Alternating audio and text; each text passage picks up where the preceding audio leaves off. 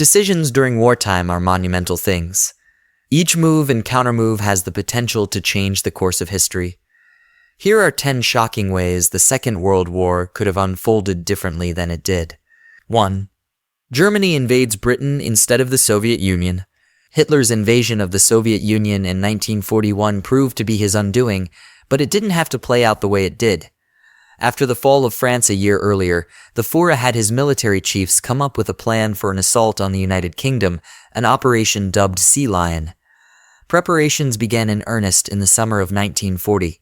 By the autumn, the British were convinced that an invasion was imminent. What's more, with the Molotov-Ribbentrop Pact securely in place, a treaty of non-aggression between Germany and the USSR, Hitler didn't have to worry about a war with the Soviets. Stalin was content with his share of Poland and had his sights set on Finland. But Hitler soon nixed the plans to conquer England. For starters, it became painfully obvious that more time and preparations were needed. The Führer also knew that an invasion in 1940 would be risky. Britain's navy controlled the Channel, and as the Battle of Britain revealed, the Luftwaffe didn't own the skies. What's more, Hitler wanted to attack Russia sooner rather than later. But what if the Nazi dictator delayed his conquest of Russia until 1942 or 1943? Germany might have continued its air assault on Britain while sustaining its naval blockade around the Isles. Then, after an appropriate period of preparation, an amphibious landing could have hit England's shores in 1941 or even 1942. With Britain knocked out of the war, Germany could have finally headed east into the Soviet Union unencumbered. Had Sea Lion succeeded, a likely scenario would have seen the British government and monarchy flee to Canada. From there, working with the Americans, the Allies could have planned for an invasion of Africa, which in turn might have led to incursions in Italy and the Balkans. What's certain, however, is that it wouldn't have been easy, especially if Germany's subsequent invasion of the Soviet Union had gone Hitler's way. 2. Japan reconsiders attacking Pearl Harbor. The isolationist movement in the United States was alive and well in 1941. Certainly American voters were divided on war. But with Japan's surprise attack on Pearl Harbor, President Roosevelt was free to initiate hostilities against the Axis. Japan's fateful decision to confront the United States stemmed from its need to secure oil and rubber reserves from the Dutch East Indies and Southeast Asia. Had the empire not attacked Hawaii, Tokyo's expansionist policies would have likely crossed United States eventually, say, after an invasion of the Philippines. Japan needed to hobble the mighty American Pacific Fleet before it could snatch up territory. But for argument's sake, let's assume that Japan didn't bomb Hawaii and the US were never given a reason to declare war. In such a scenario, Britain and her colonial allies would have been isolated. America's support for both the UK and the USSR would have been limited.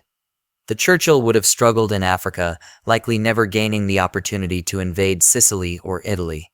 No Western Front would have emerged. The Soviet Union would have probably still defeated Germany, but it would have taken considerably longer. And under those conditions, Stalin just might have claimed all of Europe for himself after crushing the Nazis. 3. The Germans take Moscow in 1941. A long-standing debate among historians is whether or not Operation Barbarossa could have actually succeeded. The Nazis certainly committed a number of fatal mistakes during the invasion, including a 38-day delay in starting the attack time that would have certainly come in handy at the onset of winter. And then there was Hitler's catastrophic decision to divert the main thrust away from Moscow southwards to help Army Group South capture Ukraine. By the time Army Group Center reached the outskirts of the Soviet capital in early December 1941, a teasingly close distance of 15 miles, German soldiers could actually see the spires of the Kremlin. Winter had arrived with a vengeance, literally freezing Hitler's plans to take the Russian nerve center. This was perhaps the deciding moment of the Second World War. The struggle certainly would have turned out quite differently had the Soviet Union fallen. First, it would have knocked a significant military power out of the fight, and once armed with Russia's vast resources, including the oil regions to the south and the breadbasket regions of Ukraine, the Third Reich would have converted into the autarky of Hitler's fantasies. Nazi Germany would have become the global superpower, eventually defeating Britain, claiming all of the Middle East, and quite possibly even linking up with Japanese forces in Asia. Berlin would have certainly developed nuclear capabilities, perhaps kindling a Cold War with the United States. Frighteningly, the Nazis would have succeeded in murdering all the Jews and Romani of Europe. and through the diabolical hunger plan, they would have also starved tens of millions of Slavs to death, cleansing the occupied territories of its inhabitants. It would have been a humanitarian catastrophe of the highest order, possibly setting the stage for a totalitarian dark age. 4. Russia and Germany make a separate peace. Imagine a scenario in which both Hitler and Stalin came to a mutual agreement to cease hostilities on the Eastern Front. With the Molotov-Ribbentrop Pact restored, Germany could focus all its efforts on defeating Britain. This one's a bit of a stretch for at least two reasons. First, Germany desperately needed Russia's oil reserves to continue its war effort. Second, Stalin would have been hesitant to allow Germany to continue running roughshod around Europe. The Third Reich would continue to pose a serious existential threat to the USSR. Still, the possibility that this could have happened is quite frightening. 5. The Nazis developed the bomb before the Allies. Given Hitler's penchant for so-called wonder weapons, there's little doubt he would have used the atomic bomb if he had it.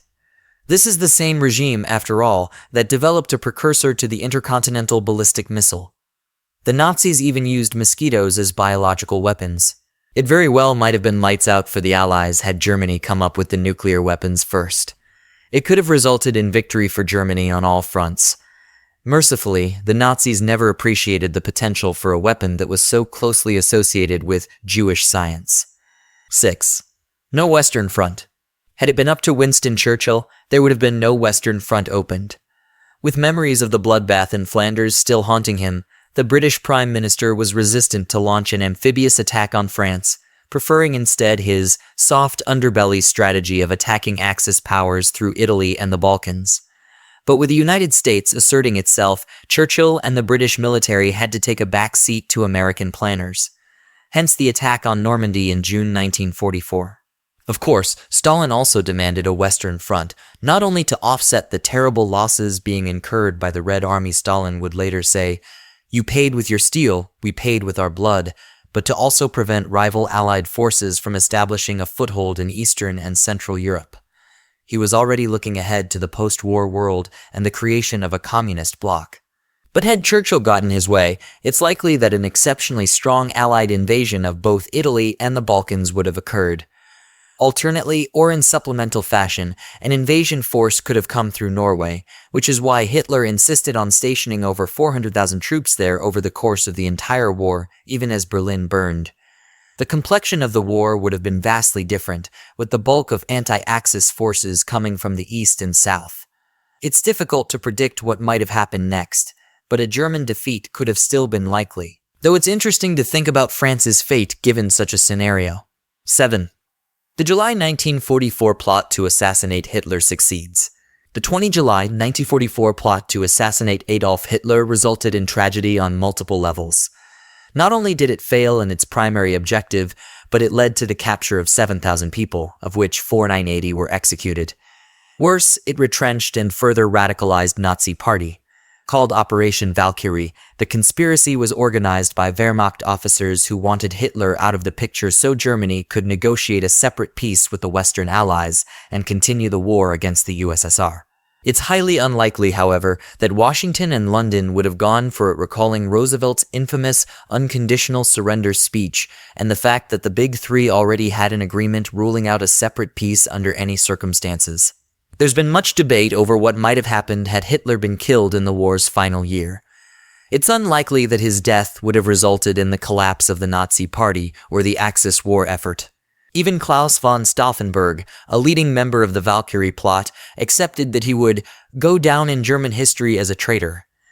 Indeed, despite the sorry state of the war, the cult of personality surrounding the Führer was surprisingly resilient. Had the plot been successful, however, a likely scenario would have seen either Hermann Göring or the fanatical Heinrich Himmler ascend to the lead Germany. Both would have had the plotters captured and executed, and the Nazis would have probably continued the war. A Third Reich under new management might have surrendered earlier, sparing Germany the cataclysm that was to befall it in 1945.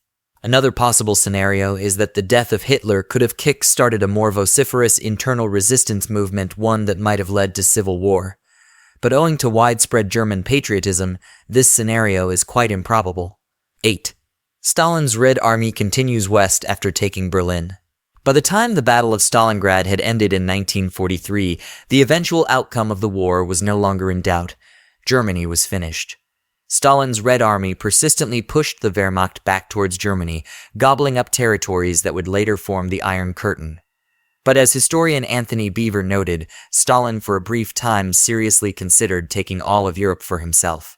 And he might have been able to do it, despite the fact that Russia was importing copious amounts of material and equipment from the US. Russian soldiers were eating American canned food and driving in jeeps and Studebaker trucks. After the fall of Berlin, the Red Army consisted of 12 million men spread across an astounding 300 divisions. Meanwhile, the Western Allies had barely 4 million men, making up only 85 divisions. By VE Day, the Americans were still several months away from developing the bomb enough time for the Soviets to push the Allies back to the English Channel. What would have happened after that, with the advent of the bomb, is anyone's guess. 9. Churchill immediately starts World War III.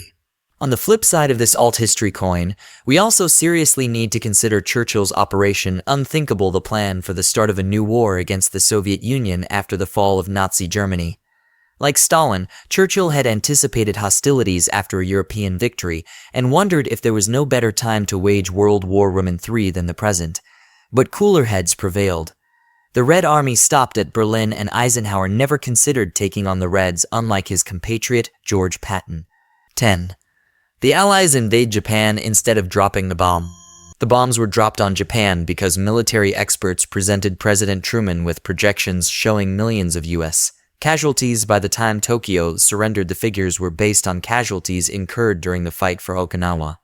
Had Truman refused to drop the bomb, Operation Downfall would have been put into effect, the largest amphibious campaign in human history. The two-part invasion was set to commence in October of 1945. Operation Olympic would have seen the capture of the lower third of the southernmost main Japanese island, Kyushu. Then, in spring 1946, Operation Coronet would hit the Kanto Plain near Tokyo. Air bases on Kyushu captured in Operation Olympic would have allowed land-based air support for this second phase of the attack. In total, 30 divisions would have been required. In response, the Japanese were preparing for an all-out defense of Kyushu. Had it gone down, it would have been a bloody mess.